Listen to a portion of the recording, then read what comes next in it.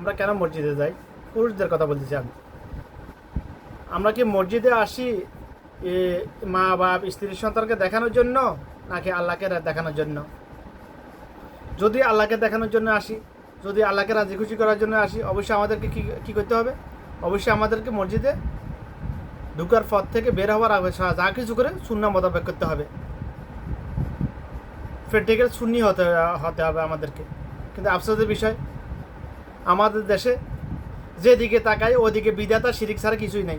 যেদিকে তাকায় ওদিকে শিরিক আর বিদাত, যেদিকে তাকায় ওদিকে শিরিকের বিদাত। বাংলাদেশে মানুষের কথা আর কর্মের সাথে কথায় কথায় শিরিক আর বিদাত, কর্মের সাথে বেশিরভাগই বিদাত বাংলাদেশের মানুষের। আপনি যে কোনো কাজ করুন না কেন, যে কোনো কাজ করুন, বিবির সাথেও শুইলেও যদি সুন্নাহ মোতাবেক হয় তাহলে ওটাই আমল হিসাবে গণ্য হবে। আপনি যে কোনো আমল করুন না কেন, তাহাজ্জুদ পড়ুন, 5 ওয়াক্ত সালাত আদায় করুন, যাই করুন না কেন, যদি সুন্নাহ না থাকে তাহলে ওটা বেআমল হিসাবে গণ্য হবে। ওটা ফরজ আদায় হয়ে যাবে, কিন্তু ওটার বিনিময়ে হাসানা লেখা হবে না, নেকি লেখা হবে না। কারণ সেটাই আমল যে যে যে কাজের সাথে, যে কথার সাথে, যে কোনো কিছুর সাথে সুন্নাহ আছে, সেটাই আমল হিসাবে গণ্য হবে। কথাগুলো আমার না, কথাগুলো রাসূল সাল্লাল্লাহু আলাইহি ওয়াসাল্লামের, আল্লাহ রাসূলের। কিন্তু আফসোসের বিষয়, আমরা মসজিদে ঢুকে কী করি? আমরা মসজিদে কেন আসি? প্রসঙ্গ আমার, মসজিদে কেন আসি আমরা? নেকি কামানোর জন্য, হাসানা কামানোর জন্য, নাকি সাইয়্যাত কামানোর জন্য? হাসানা নেকি কামানোর জন্য, গুনাহ কামানোর জন্য আমরা কেউ আসি? তো এমন কোনো পাগল আছে দুনিয়াতে যে মসজিদে আসি এ নিয়তে আমি গুনাহ কামাই করব? না, আমরা মসজিদে আসি নেকি কামাই করার জন্য। কিন্তু আমাদের কর্মত গুনাহ, আমরা কর্মত করে জানা ওয়াজিব করে যাই, নিয়ে যাই, ঘরে যাই। আমরা মসজিদে আসি নেকি কামানোর জন্য, কিন্তু আমরা মসজিদে এসে নিজের উপর জাহান্নাম ওয়াজিব করে তারপর বাড়ি মসজিদ থেকে বের হই আমরা। ওয়াকুল্লু বিদাতি দালালা ওয়াকুল্লু বিদাতি ফিল নার। প্রত্যেক বিদাতি গোমরাহি, প্রদ্ভষ্টতা, প্রত্যেক বিদাতি জাহান্নামীদের অন্তর্ভুক্ত।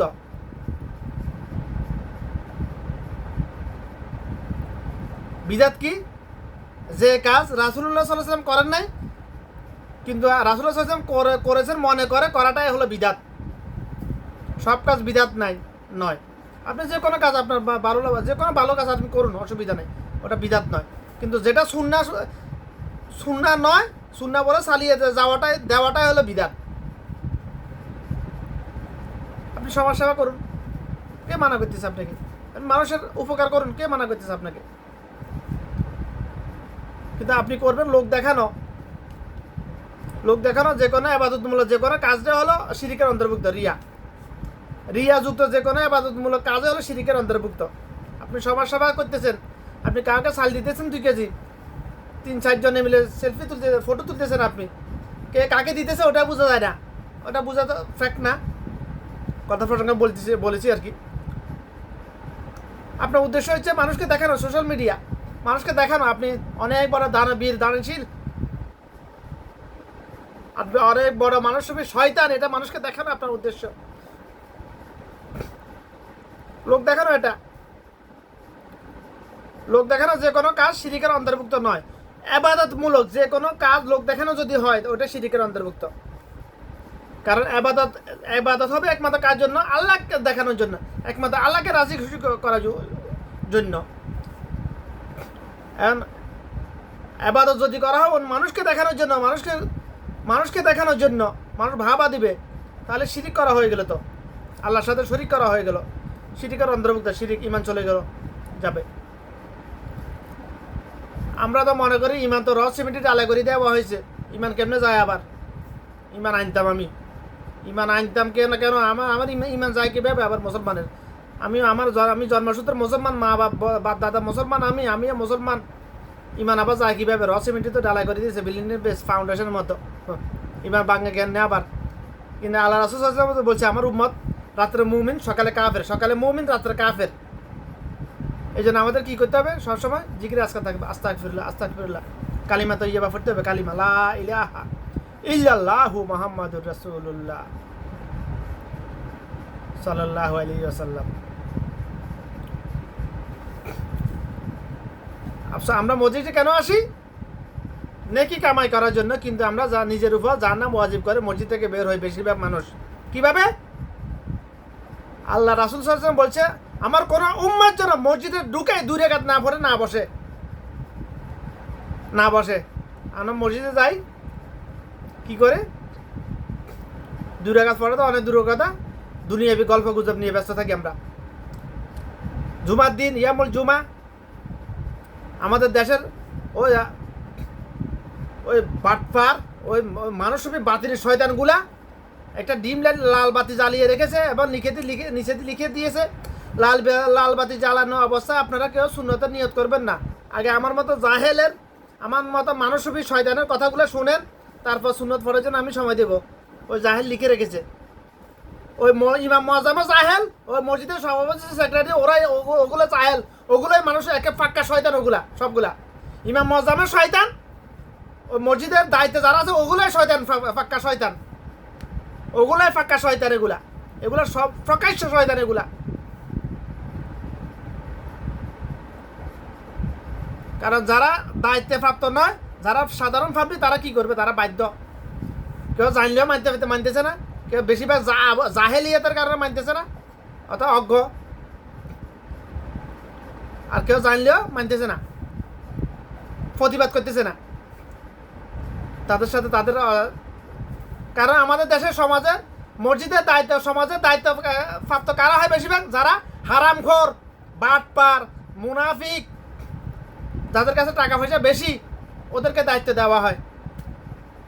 তার মধ্যে একটা আফসোসের বিষয় হলো, ক্যাশিয়ার একেবারে গরিব মিসকিন ফকির হইলে অসুবিধা নাই, আমানতদার হইতে হবে। আর সভাপতি সেক্রেটারি উপদেশেরা যত হারামখোর বাটপার হোক সমস্যা নাই, টাকা পয়সা বেশি দেখতে হবে। আমাদের দেশের রীতি রেওয়াজ, আমাদের দেশের রীতি রেওয়াজ এটা। অথচ ইমাম মানে নেতা, নেতা মানে ইমাম, নেতা মানে ইমাম, ইমাম মানে নেতা। আমাদের দেশের মসজিদের সভাপতি সেক্রেটারি কয়জনে খুতবা পড়তে পারবে? কয়জনে সহি শুদ্ধভাবে কোরআন তেলাওয়াত করে ছোট ছোট সূরা দিয়ে হলো না জামাত নামাজ পড়াতে পারবে? কয়জনে পারে? কয়জনে কোরআন মাজিদের একটা আয়াতে তাফসীর করতে পারবে? লাখে একজন, 2-1 পাওয়া যাবে, হাজারে নয়। কিন্তু ওরা দায়িত্ব নিয়ে বসে আছে মসজিদের সভাপতি সেক্রেটারি। আরো কি এগুলো নিয়ে আরো কত ফাটাফাটি আর কত, আরে শালা কত নাটক দেখলাম টানা প্রায় 1 মাস পর্যন্ত আমার এলাকায়। এই মসজিদের সভাপতি সেক্রেটারি হওয়ার জন্য কত নাটক, কত চক্রান্ত করলো। পুরানা যারা আছে তারা আমানতদার ছিল, টাকা পয়সা কম ছিল, আমি সাপোর্ট করতে কেউ, এই জন্য তারা থাকতে পারবে না, তাদেরকে রাখাই যাবে না। এতে আমানতদার হলে কি ভেতা আওয়ামী লীগ করে? আওয়ামী লীগকে শুধু ভোট দে, রাজনীতি করে না।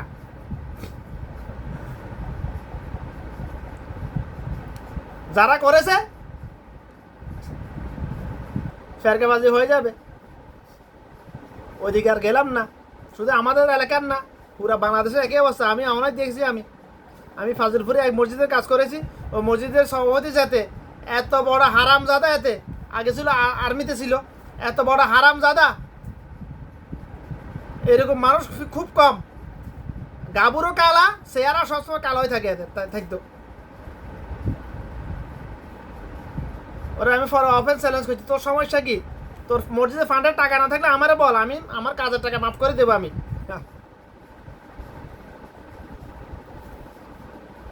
কাজ করেছি, আমি পায়ে লিখিতভাবে হিসাব বুঝে দেওয়ার পর আমার টাকা দে না, চিনিমিনি করে। এত আর্মি ভিডিও হলে আমার কি হাতে খেতা মারি আমি, এত হারাম ঘর আমি বুঝি। এটা হারাম ঘরে আমি গনায় ধরি না মানুষ, এদের ডর ভয় এত অনেক দূরের কথা। এদের তো নিজেকে নিয়ে পাবলিসিটি করার জন্য কথাগুলো বলতেছি না। আমরা মসজিদে আসি কেন? নেকি কামানোর জন্য, নাকি নিজের উপর জাহান্নাম ওয়াজিব করার জন্য? যারা বিদাতে লিপ্ত, যে একটি বিদাত করলো সে নিজের উপর জাহান্নাম ওয়াজিব করে নিল চিরজীবনের জন্য কিংবা নির্দিষ্ট সময়কালের জন্য। ওয়াল্লাহি আলেম, ওগুলো নিয়ে এত গভীর কথা বলার আমার প্রয়োজনে নাই। নির্দিষ্ট সময়কালের জন্যও যদি হয়, ওটাও অনেক বড় কিছু। আর জাহান্নামী হয়ে গেলে তো তাহলে আর কিছু করার নাই, বান্দি মালে সবাই খেতে পারে।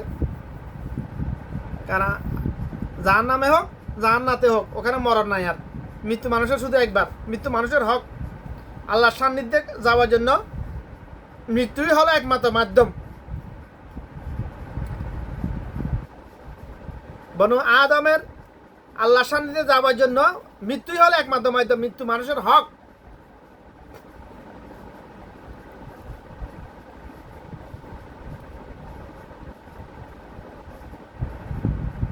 হাসরের দিন সবাই আল্লাহ সামনে উপস্থিত হয়ে যাবে, হইতে হবে, দণ্ডায়মান হইতে হবে। তারপরে এই জন্য আর মৃত্যু নাই, সাক্ষাৎ তো হয়ে গেল সামনে।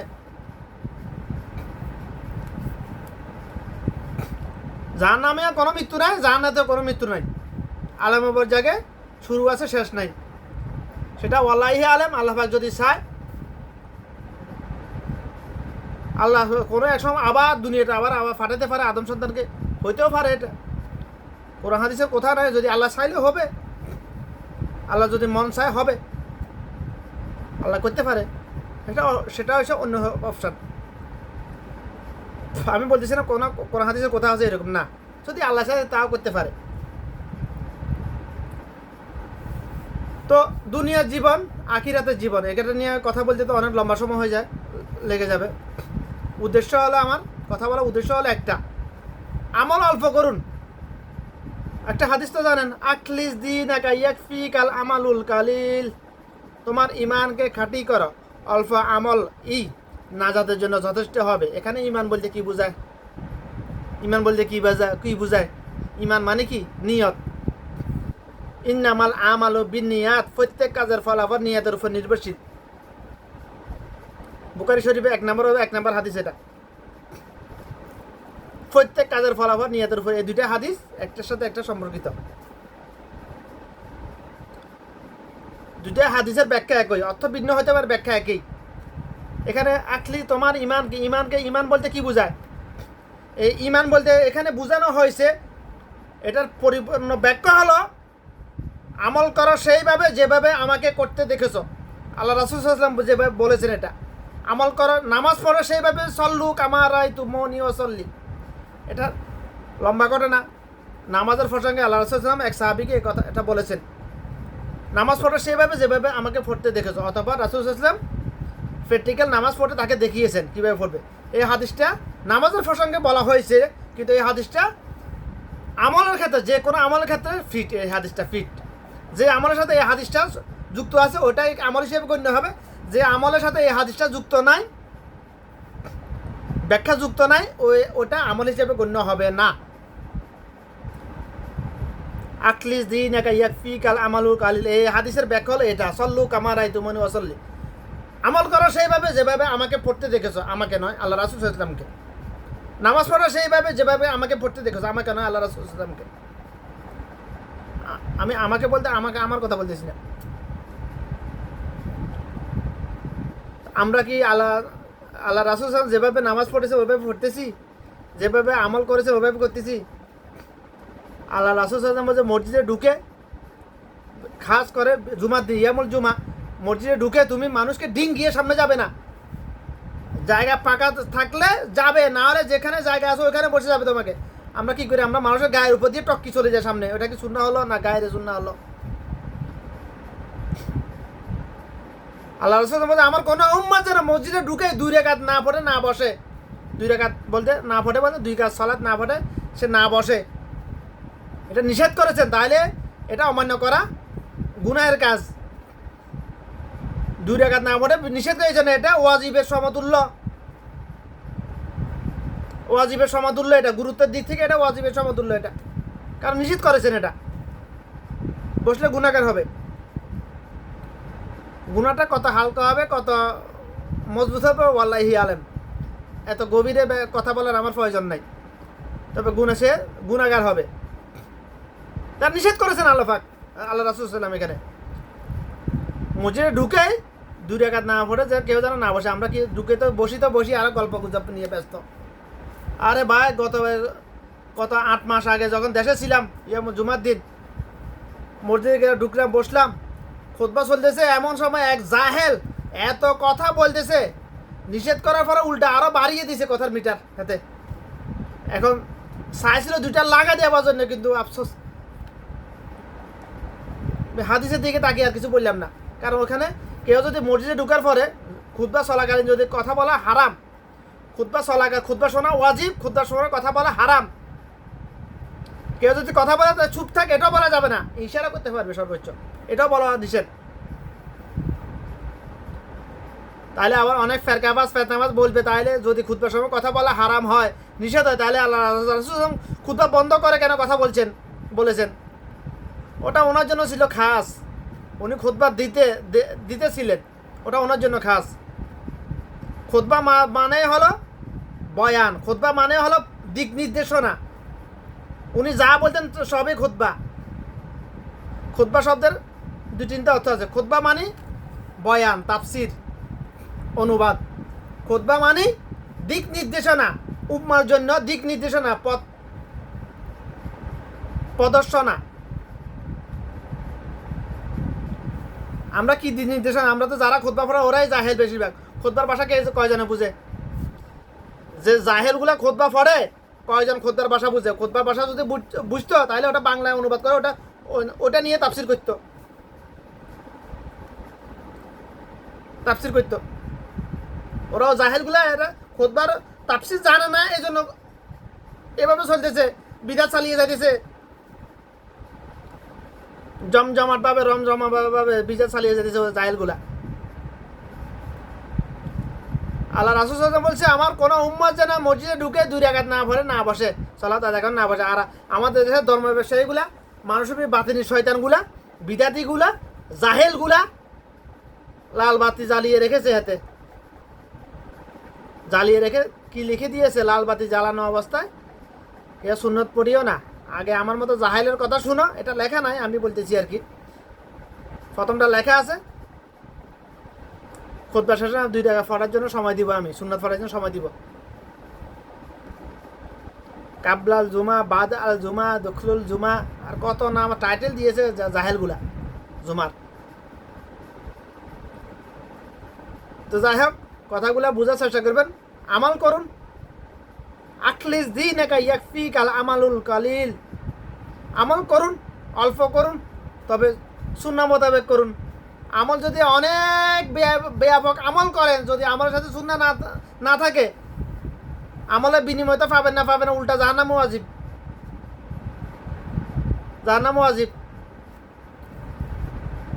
আমাদের দেশে বিদ্যার্থীরা, ধর্ম ব্যবসায়ীগুলা, আসসালামু আলাইকুম ওয়া রাহমাতুল্লাহ, আসসালামু আলাইকুম আল্লাহুম্মা রাব্বানা দোয়ালে আমিন। হাতের আল্লাহ জানে হাতে কি কইছে না কইছে, মাঝখান দিয়া টাট্টা বিদাত, এটা 100% বিদাত। কসম আল্লাহর বিদাত। জামাতে নামাজ পড়ে সালাম ফিরানোর সাথে সাথে মুনাজাতরা, এটা বিদাত। কেন বিদাত?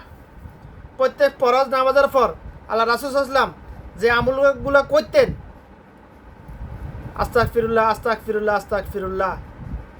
আলহামদুলিল্লাহ, আল্লাহুম্মা আনতা সালাম ওয়া মিনকাস সালাম, তাবারাকতা ইয়াজাল জালালি ওয়াল ইকরাম, আল্লাহুম্মা আইন্নি আলা যিকরিকা ওয়া শুকরিকা ওয়া হুসনি ইবাদাতিক, আউযু বিল্লাহি মিনাশ শাইতানির রাজিম, আল্লাহু লা ইলাহা ইল্লা হুয়াল হাইয়ুল কাইয়্যুম, লা তাখুযুহু সিনাতুন ওয়া লা নাওম, লাহু মা ফিস সামাওয়াতি ওয়া মা ফিল আরদ, মান যাল্লাযী ইয়াশফাউ ইনদাহু ইল্লা বিইজনি, ইয়ালামু মা বাইনা আইদিহিম ওয়া মা খালফাহুম, ওয়া লা ইউহিতুনা বিশাইইন মিন ইলমিহি ইল্লা বিমা শাআ, ওয়াসিয়া কুরসিয়্যুহুস সামাওয়াতি ওয়াল আরদ, ওয়া লা ইয়াউদুহু হিফযুহুমা ওয়া হুয়াল আলিয়্যুল আযীম। আয়াতুল কুরসি। আল্লাহ রাসূল সাল্লাল্লাহু আলাইহি ওয়াসাল্লাম বলছেন, অন্য হাদিসে বলছেন, আয়াতুল কুরসি ফরজ নামাজের সালাম ফিরানোর পর যে আয়াতুল কুরসি পাঠ করবে সে জান্নাতি। তার মধ্যে আর জান্নাতের মধ্যে একটা বাধা, সে মরে না, এই জন্য জান্নাতে যাইতে পারে না। কথা আমার না, আল্লাহ রাসূল সাল্লাল্লাহু আলাইহি ওয়াসাল্লামের। আরও অনেকগুলো আমল আছে। এই অর্থাৎ প্রত্যেক ফরজ নামাজের পর সুন্নাহ সম্মত মোস্তাহাবগত যে আমলগুলো আছে, এই আমলগুলো করতে প্রায় মিনিমাম 10 মিনিট লাগে। ধর্ম ব্যবসায়ীগুলো তো সময় নাই, ওই বিদ্যার্থীগুলোতে এত সময় নাই, এই জন্য ওগুলা নামাজ সালাম ফিরা আল্লাহুম্মা বিদাত। যে আমলগুলা কথা বলেছি আমি, এগুলা আল্লাহ রাসূল সাল্লাল্লাহু আলাইহি ওয়াসাল্লাম করা থেকে কখনো বিরত থাকতেন। অর্থাৎ এগুলো ওনার জন্য ওয়াজিবের নিয়ে আসিল, আমল করতেন আল্লাহ রাসূল সাল্লাল্লাহু আলাইহি ওয়াসাল্লাম। এই আমলগুলো করা কখনো ছাড়েন নাই।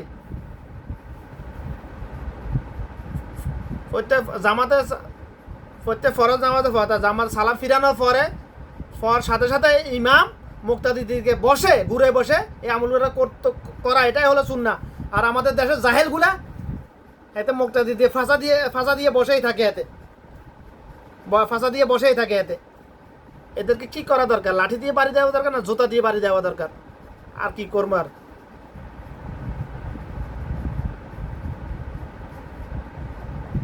এগুলা বেশিরভাগে জাহেল, বেশিরভাগে ধর্ম ব্যবসায়ী। এগুলা যে আমলগুলো, এই আমলগুলা আজ থেকে প্রায় 25 বছর আগে বাংলাদেশের প্রত্যেক মসজিদে এই আমলগুলার বিস্তারিত ফজিলত সহ লেখা ব্যানার ছিল, বাংলাদেশে লাগানো ছিল। প্রত্যেক মসজিদে ছিল এগুলা, প্রত্যেক মসজিদে ছিল এগুলা।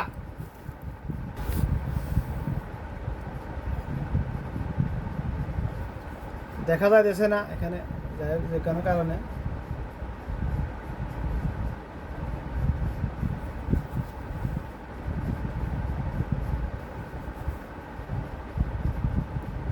এই দেখুন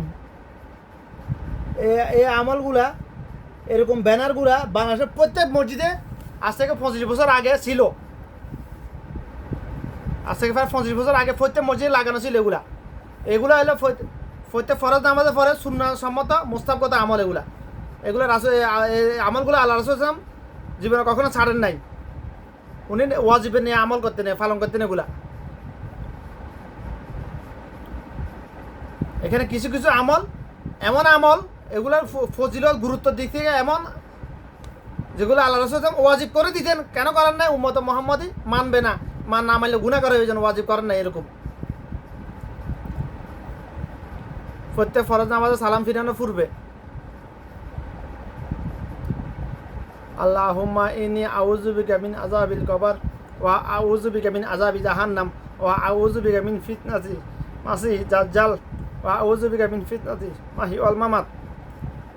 আল্লাহ রাসূল আমার কোনো উম্মত যেন এই আমলগুলো না করে, নামাজে সালাম না ফিরায়, এখানে নিষেধ করেছেন।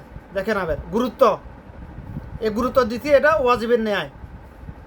ওয়াজিব কেন করেন নাই? উম্মতে মুহাম্মাদি তাড়াহুড়া করে আমল করবে না, এই জন্য আমল না করলে গুনাহ করে, এই জন্য ওয়াজিব করে দেন নাই।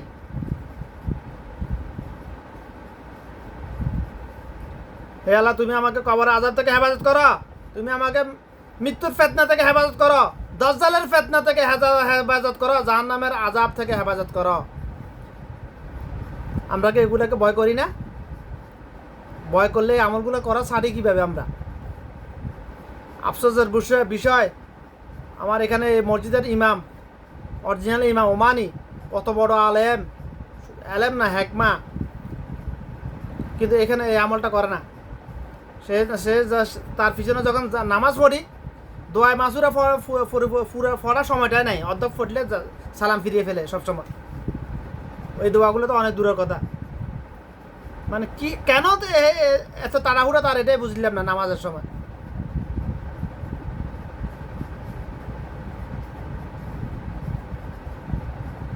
সূরা কেরাতের দিক থেকে একই, মানে 5 ওয়াক্তের নামাজ একই অবস্থা, বৈঠকে একই অবস্থা। বুঝলাম না কেন এরকম, অথচ কত বড় আলেম।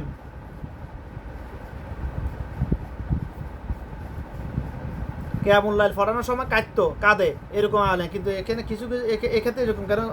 ওয়াল্লাহি আলেম। তার পিছনে নামাজ পড়লে এই আমলটা করার সুযোগে কখনোই হয় না। এই আমলটা তো অনেক দোয়া মাসুরাটা পরে শেষ করার সময় নেই, সালাম ফিরিয়ে ফেলে। কেন? এটা আফসোস লাগে আমার এখানে তখন।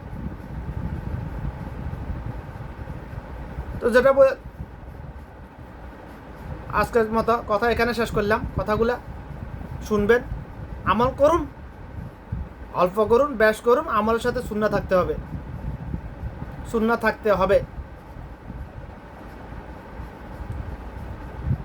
সবাইকে আল্লাহর কালাম জাননেওয়ালা, সমাজনেওয়ালা আলেম হওয়া সবার পক্ষে সম্ভব নয়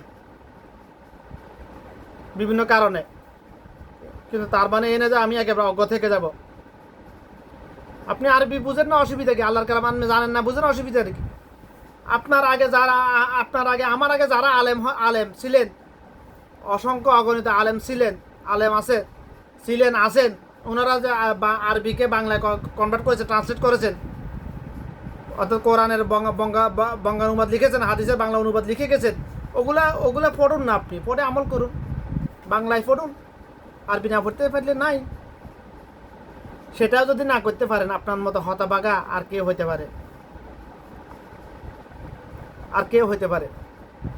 আমাদের দেশে কয়জনের করে কোরআনের তাফসির আছে, হাদিসে যে কোনো একটা মাযহাবের হাদিসের কিতাব আছে, কয়জনের ঘরে আছে? নাই। লাখে একজন পাওয়া যাবে কিনা তাও সন্দেহ। 1,00,000 ঘরে পরিবারের মধ্যে একটি পরিবারের মধ্যে আছে কিনা তাও সন্দেহ আমাদের দেশে।